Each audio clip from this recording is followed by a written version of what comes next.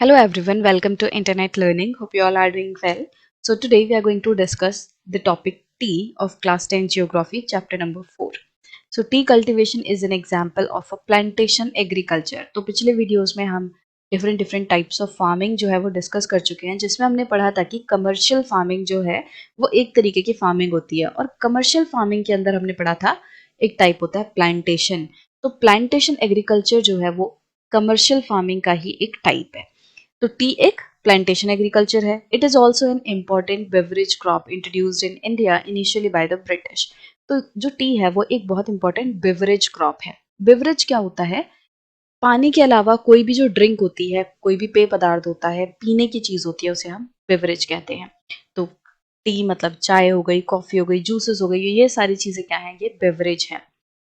तो टी जो है ऐसी क्रॉप है जिससे कि हम पीने की चीज बनाते हैं, हम चाय बनाते हैं। तो इसको इनिशियली मतलब कि शुरुआत में ब्रिटिशर्स के द्वारा इंडिया में लाया गया था, इंट्रोड्यूस किया गया था।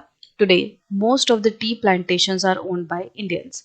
बट अगर हम आज की बात करें तो आज ज़्यादातर जो टी प्लांटेशंस हैं हमारे देश में वो इंडियंस के द्वारा ओन किए जाते हैं। मतलब इंडियंस जो प्लांटेशन है उसके मालिक हैं। बहुत सारे ऐसे प्लांटेशन है जो कि इंडियंस चला रहे हैं।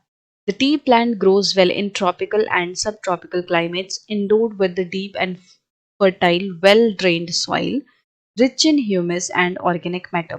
तो टी के लिए सूटेबल कंडीशंस क्या हैं? टी ट्रॉपिकल एंड सब ट्रॉपिकल क्लाइमेट्स में होता है। ट्रॉपिकल एंड सब ट्रॉपिकल क्लाइमेट्स क्या होते हैं, ये हम पहले भी डिस्कस कर चुके हैं। कि मान लो ये अर्थ है, ये इक्वेटर है एट 0 डिग्री, इसके ऊपर लगभग 23.5 डिग्री जो नॉर्थ है उसमें होता है हमारा ट्रॉपिक ऑफ कैंसर, एंड इसके नीचे होता है ट्रॉपिक ऑफ कैप्रिकॉर्न, सेम दूरी पर यहाँ पे होता है ट्रॉपिक ऑफ कैप्रिकॉर्न। तो ये जो पूरा इसके बीच का एरिया है, Tropic of Cancer and Tropic of Capricorn के बीच का एरिया है, इसको हम कहते हैं ट्रॉपिकल एरिया। और इनके बाहर थोड़ा थोड़ा सा और जो एरिया है ट्रॉपिक ऑफ कैप्रिकॉर्न के बाहर and Tropic of Cancer and Capricorn के थोड़ा थोड़ा बाहर, उसको हम सब ट्रॉपिकल एरिया कहते हैं। तो ये जो प्रॉपर एरिया है ये सूटेबल है टी के कल्टीवेशन के लिए। इसके साथ साथ टी के लिए क्या चाहिए होता है? Deep and fertile well drained soil चाहिए।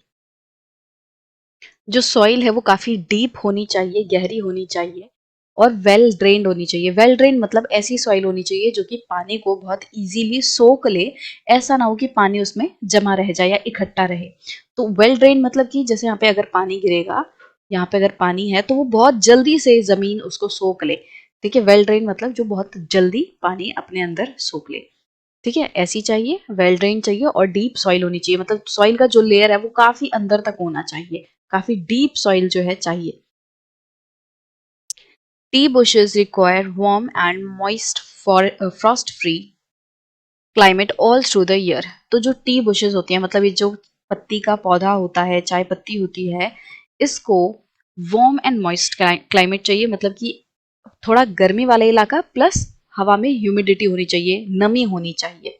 तो गीला सा इलाका और वार्म इलाका, ऐसा बहुत ज़्यादा सूटेबल रहता है टी के प्लांटेशन के लिए। फ्रॉस्ट फ्री एरिया चाहिए होता है। फ्रॉस्ट फ्री क्लाइमेट मतलब कि जो धुंध है वो टी के लिए सूटेबल नहीं होती, तो धुंध नहीं चाहिए इसको। Frequent showers evenly distributed over the year ensure continuous growth of tender leaves। Frequent showers मतलब कि जो बारिश है वो जल्दी जल्दी चाहिए। ऐसा नहीं जैसे नॉर्मली क्या होता है कि हमारे यहाँ पे मान लो मॉनसून है, तो मॉनसून ऐसा पीरियड है जिसमें बहुत ज्यादा बारिश होगी। मॉनसून से पहले बहुत थोड़ी बहुत कोई बारिश हो जाएगी, मॉनसून के बाद सर्दियों में कोई थोड़ी बहुत बारिश हो जाएगी। तो हमारा जैसे अगर हम नॉर्थ इंडिया में आप देखोगे तो क्या होता है कि बहुत ज्यादा इवनली डिस्ट्रीब्यूटेड रेनफॉल नहीं है। बट अगर टी की कल्टीवेशन करनी है तो रेनफॉल कैसी चाहिए? इवनली डिस्ट्रीब्यूटेड, मतलब साल भर एकदम इक्वल रूप में बारिश आती रहे। कि भाई थोड़े थोड़े टाइम में बारिश आ रही है, और ऐसा नहीं हो रहा कि बहुत ज्यादा, कभी बहुत ज्यादा बारिश आ रही है, कभी बहुत कम, ऐसा नहीं। लगभग सेम मात्रा में पूरे साल भर बारिश चाहिए इसको। ठीक है, अब इसकी वजह से क्या होता है, जब इसको कंटिन्यूअसली पानी मिलता है पूरे साल भर, जब इस यहाँ पे बारिश होती है, तो इसकी वजह से क्या होता है कि जो कोमल कोमल पत्तियां हैं, टेंडर जो लीव्स हैं चाय पत्ती के, वो आ पाते हैं। क्योंकि चाय पत्ती की प्रोडक्शन के लिए कोई बहुत ज्यादा मैच्योर लीव नहीं चाहिए होते। जो बहुत छोटे छोटे पत्ते, एकदम नए पत्ते होते हैं, वो यूज किए जाते हैं चाय पत्ती बनाने के लिए। तो ये जो टेंडर लीव्स हैं, इनकी ग्रोथ के लिए बारिश फ्रिक्वेंटली चाहिए और पूरे साल भर चाहिए। T is a labour intensive industry. अब टी में क्या होता है, जैसे मैंने आपको बताया कि उसके छोटे छोटे नए नए पत्ते, कोमल पत्ते, टेंडर लीव्स जो है उनको चुना जाता है, उनको तोड़ा जाता है, उन्हीं से चाय पत्ती बनती है।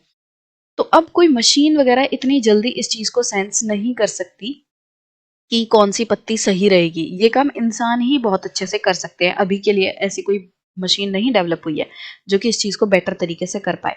तो जो लेबर है, जो इंसान है, वो अपने आप समझ के देख सकता है कि जो प्लांट है, टी प्लांट है, उसमें से कौन सा पत्ता सही है, कौन सा पत्ता टेंडर है और सही रहेगा चाय पत्ती के लिए। तो इसीलिए, क्योंकि इसमें एक एक पत्ते को चुना जाता है, एक एक पौधे से चुना जाता है। आप इस पिक्चर में देख सकते हो कि ये जो औरतें हैं ये क्या कर रही हैं, पत्तों को चुन रही हैं और चुन चुन के अपने पीछे इस टोकरी में डाल रही हैं। तो ये जो काम है इसमें ह्यूमन लेबर बहुत ज्यादा लगता है। तो लेबर इंटेंसिव इंडस्ट्री है, यहाँ पे बहुत ज्यादा मेहनत लगती है। It requires abundant, cheap and skilled labour. इसमें क्या होता है, अबेंडेंट लेबर चाहिए। अबेंडेंट मतलब बहुत ज्यादा मात्रा में लेबर चाहिए। चीप लेबर चाहिए मतलब कि ऐसा लेबर चाहिए जो कि कम वेजेस पे ही काम कर दे। सस्ता लेबर चाहिए प्लस स्किल्ड लेबर चाहिए। अब हर एक किसी को, अब हमें आप कोई बोल देगा जाने के लिए कि भाई आपको चाय पत्ती के लिए पत्ती तोड़ के लानी है, तो हमें नहीं पता है कौन सी पत्ती सही रहेगी और कौन सी नहीं, और कैसे पत्ती को तोड़ना है ताकि पौधा खराब ना हो। तो ये सारी चीजें हमें नहीं पता है। तो इसी के लिए क्या चाहिए, स्किल चाहिए। स्किल्ड पर्सन चाहिए जिसको पता हो कि भाई कौन सी पत्ती एकदम सही रहेगी, किसको तोड़ना है, किसको नहीं तोड़ना है, एक पौधे से कितनी मात्रा में पत्ती तोड़े। ऐसा नहीं कि पूरे पौधे को एकदम सारी पत्तियां तोड़ ली उससे। तो हमें ये चीज नहीं पता। इसके लिए क्या चाहिए, स्किल चाहिए। तो स्किल्ड लेबर चाहिए टी की प्लांटेशन के लिए। Tea is processed with in the tea garden to restore its freshness. अब होता क्या है, नॉर्मली जो टी गार्डन्स रहते हैं या जो टी प्लांटेशन रहते हैं उनके बहुत पास ही टी प्रोसेसिंग की फैक्ट्री रहती है। क्योंकि जितना जल्दी टी के ये जो लीव्स हैं उनको प्रोसेस कर लिया जाएगा उतनी अच्छी चाय बनेगी। तो नॉर्मली क्या होता है कि जो टी गार्डन्स हैं उन्हीं के अंदर टी प्रोसेसिंग यूनिट्स रहती हैं या फैक्ट्री रहती हैं। आप ये समझ सकते हो कि फैक्ट्री रहती हैं जो कि जितना जल्दी हो सके उतना जल्दी उन टूटी हुई पत्तियों का, जो पत्तियां तोड़ी हैं उनसे चाय पत्ती बना सके ताकि उसकी फ्रेशनेस बनी रहे, उसके जो इम्पोर्टेंट जो उसके फीचर्स हैं वो खत्म ना हो। Major tea producing states are Assam, hills of Darjeeling and Jalpaiguri districts, West Bengal, Tamil Nadu and Kerala। तो जो ऐसे हिस्से हैं हमारे देश में जहाँ पे टी बहुत ज्यादा मात्रा में उगाई जाती है, तो वो कौन से हैं, असम की जो असम है वहां पे चाय पत्ती बहुत ज्यादा उगाई जाती है। दार्जिलिंग जो है वहां पे चाय पत्ती उगती है। इसके अलावा जलपाईगुड़ी डिस्ट्रिक्ट जो है, दार्जिलिंग एंड जलपाईगुड़ी, ये वेस्ट बंगाल की डिस्ट्रिक्ट्स हैं, तो यहाँ पे चाय पत्ती बहुत ज्यादा होती है। इसके अलावा तमिलनाडु एंड केरला में भी चाय पत्ती उगाई जाती है। Apart from these, Himachal Pradesh, Uttarakhand, Meghalaya, Andhra Pradesh and Tripura are also tea producing states in the country। तो ये कुछ इंपॉर्टेंट है जो भी हमने ऊपर पढ़ी, असम, दार्जिलिंग, जलपाईगुड़ी, तमिलनाडु, केरला, ये इंपॉर्टेंट है, ये टॉप पे हैं। इसके अलावा भी और दूसरी स्टेट्स हैं जैसे कि हिमाचल प्रदेश, उत्तराखंड, मेघालय, आंध्र प्रदेश, त्रिपुरा, ये भी चाय पत्ती को उगाती हैं, टी प्रोड्यूसिंग स्टेट्स हैं। In 2018, India was the second largest producer of tea after China। तो 2018 में इंडिया जो है वो सेकेंड लार्जेस्ट प्रोड्यूसर था टी का चाइना के बाद। तो फर्स्ट पे चाइना था, उसके बाद सेकेंड पे इंडिया।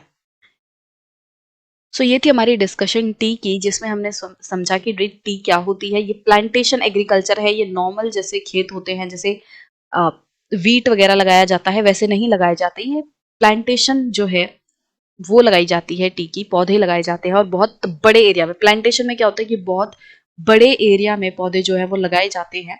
और जो टी है उसकी कल्टीवेशन के लिए ऐसे हल्का सा स्लोपी सा एरिया चाहिए होता है, सूटेबल। वैसी जगह में टी ज्यादा अच्छी उगती है। फिर हमने इसमें देखा कि जो एनवायरनमेंट है या जो सूटेबल क्लाइमेटिक कंडीशंस है वो कौन कौन सी है। ये ट्रॉपिकल एंड सब ट्रॉपिकल एरियाज में होता है। डीप एंड फर्टाइल सॉइल चाहिए। वेल ड्रेन सॉइल चाहिए जो कि रिच हो ह्यूमस एंड ऑर्गेनिक मैटर में। मतलब कि जो सॉइल है उसके अंदर ह्यूमस, मतलब कि जो डेड प्लांट्स, एनिमल्स के रिमेन है वो बहुत ज्यादा होने चाहिए।